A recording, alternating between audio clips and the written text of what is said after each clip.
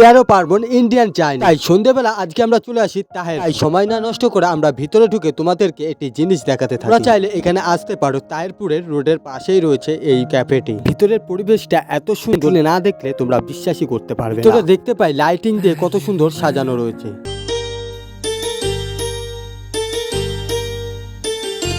High, আমি রনক। ভিতরে এত সুন্দর পরিমাণে সাজানো রয়েছে, তোমরা না আসতে পারলে কিন্তু পুরো মিস করবে। যাই হোক, আমি এইদিকে ঘুরে দেখতে থাকি আর তোমরা ততক্ষণে চ্যানেলটিকে সাবস্ক্রাইব আর ফলো করতে ভুলো না। আর কিছুক্ষণ পরেই চলে আসে আমাদের সেই প্রিয় খাবার বিরিয়ানি।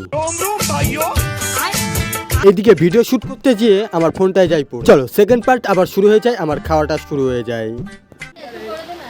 ঠিক আছে, আগের থেকে চালাই নিতে হবে।